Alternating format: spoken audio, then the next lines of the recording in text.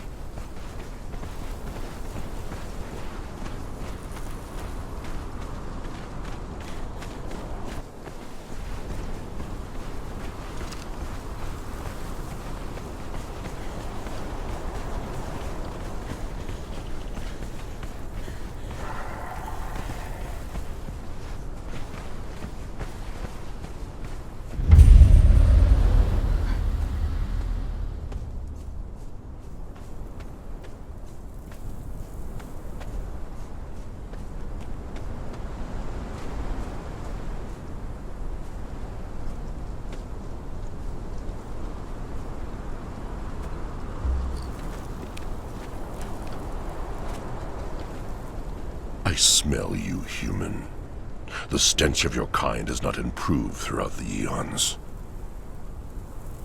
Ashes and dust, human. Ashes and dust. All that remains of what we once were.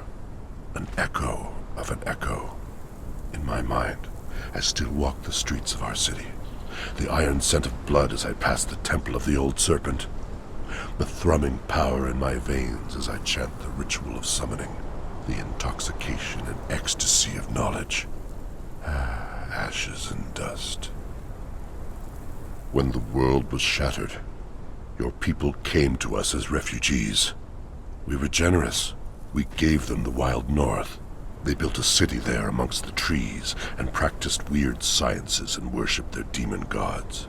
For 1,000 years, there was peace and trade among our peoples. But your kind is ever seeking, ever grasping, ever multiplying. War was inevitable, and when it came, it was terrible. I see that you wear the bracelet, human. When the war between our peoples began, we created such to bend the prisoners of war to our bidding. My kind are long-lived and slow to replenish our numbers, and as we dwindled in the war, we increasingly came to rely on human prisoners to provide us with labor.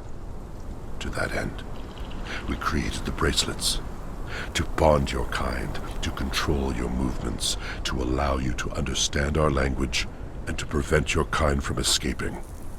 But that was an eon ago. To what purpose they have now been attuned, I cannot say.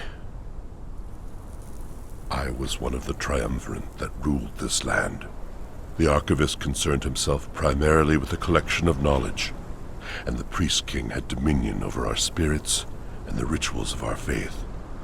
My people called me the War Maker, for it was my duty to keep them safe, and for a while I did my duty. I held the northern passages against the humans. Together with the Archivist, I established the watchtowers to warn us of the coming of the humans. They burn still, bonded one. When their color changes, it is because those of your kind have crossed the borders to our kingdom with the intent to slay, burn, and kill. In the end, we were betrayed. During a skirmish in the north, the humans revealed a new weapon, forged of their strange science. It smashed through the ranks of my troops, turning those captured in its blast into solid stone. Those who survived fled south to lick our wounds. During this moment of weakness, the Priest King came to me with a proposal. A new ritual to counter the human sciences. A powerful magic to scour the landscape and drive them forth. In desperation, I agreed. Do you understand, human? In ages past, this was the most fertile land in our empire.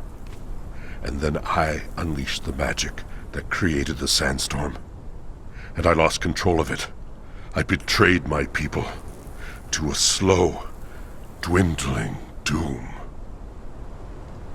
I have been alone in the darkness for a long time, human. Few have come to me over the eons. But there was a man who came here years ago. I had not spoken with another being for thousands of years, and there was a hunger in me for conversation. He did not wear a bracelet as you do, so he learned my speech, and he listened to me talk of this city and what it once was. And for a while, as I described it to him, it lived again in my mind. Perhaps I spoke too much. When I told him of the greatest artifact of our religion, the serpent ring of Set, he left me to search for it. And now your kind come into my city again, wearing the slave bonds and disturbing the dead. Time has taught me that coincidences are simply patterns that I have not yet understood. Ashes and dust, human. Ashes and dust. All that remains of what we once were. An echo of an echo. In my mind, I still walk the streets of our city. The iron scent of blood as I pass the temple of the old serpent. The thrumming power in my veins as I chant the ritual of summoning. The intoxication and ecstasy of knowledge. Ashes and dust.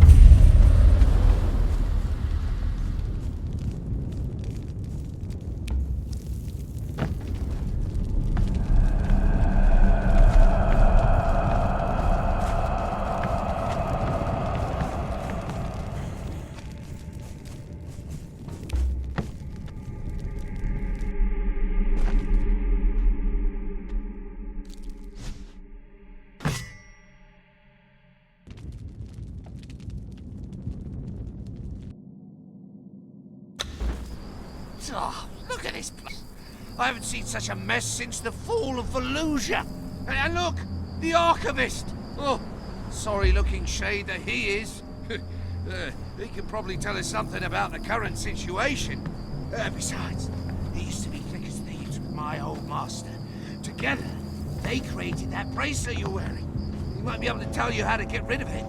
Just don't believe anything he says about me.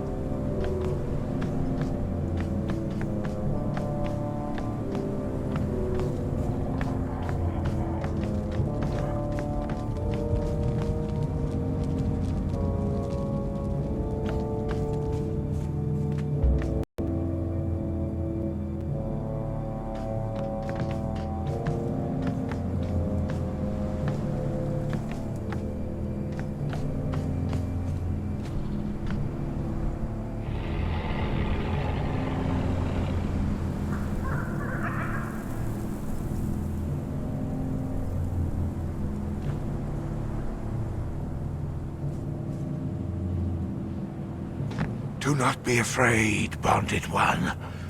I am just a shadow, a whisper of what once was. Before the fall, when this kingdom raised knighted pillars of black stone to the sky, I was called the Archivist.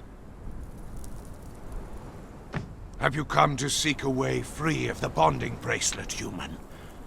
There is only one chance, and a very slim one at that. You must assemble the items of power that were present at its creation. The diadem of the Giant Kings, the mask of the Witch Queen, the tears of two races, the star of the champion, the heart of the sands, the shining trapezohedron, and the serpent ring of Set. I fear I set you an impossible quest, human. The diadem of the Giant Kings was once worn upon the brow of the Priest King. He fell in battle with Tyros, the Deathbringer, in the battlefields of the north. More than that, I cannot say. The Priest King was the most passionate and most volatile among us. I fear his downfall will not have been a simple matter. The Witch Queen of Lemuria was our great enemy in the dying days of our race. Her people came to us as refugees, but even as they took our succor, they plotted our downfall. She was present at the creation of the bracelet, lending her power to ours. Her fate is unknown to me, but she always ruled from her city in the swamp to the east. The tears of two races were simple to obtain when we performed the ritual. We simply took our tears and combined them. But who is left to weep for both races?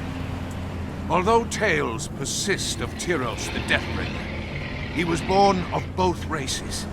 Our blood mingled with theirs. Perhaps his tears could be enough to fulfill the requirement. Obtaining them would be quite the feat. The star of the champion lies buried beneath the sands of the arena in the east. I remember well the day that Tyros killed the mighty dragon. He wept to defeat such a noble creature. He placed the star upon its brow. As far as I know, there it remains. The heart of the sands, or simply the Scourge Stone, was an artifact of power. The Priest King used it to create a weapon, the Sandstorm, that he swore would be our salvation. He gave it to the Warmaker to unleash upon our enemies. As far as I know, it was destroyed in the attempt. But perhaps the Warmaker has more insight. The Serpent Ring of Set. It was our most powerful artifact. It was kept in a tomb beneath this city, and then one day, a human came. He had all the words and signs of power. He passed through every ward and trap we had put in place. He took the Serpent Ring of Set, and he left. If you wonder why you wear the bracelet, wonder no more. It must have been this man who called himself Tohamon. Dedicate yourself to recovering the other artifacts. You will not recover the Serpent Ring of Set as long as you are trapped in this empire. Perhaps it will be enough. When you have the artifacts, you must place them on the receptacle north of here.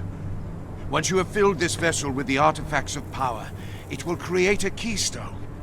To remove your bracelet, all that is required is to touch it with the keystone. And then, mortal, you will be free. But freedom will mean giving up all that these lands have come to offer you. So choose wisely. Every new learning is a new beginning. Remember that.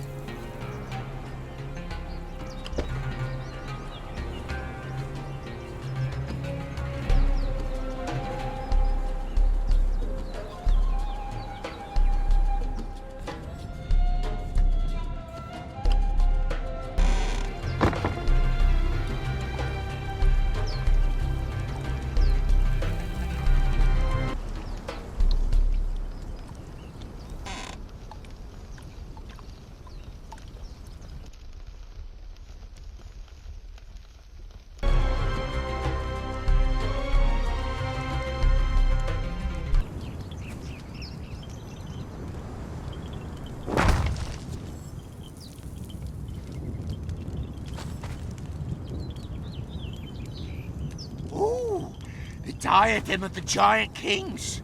An artifact of singularly unimpressive power. My former master, known as the Priest King, used to wear it as a symbol of his authority.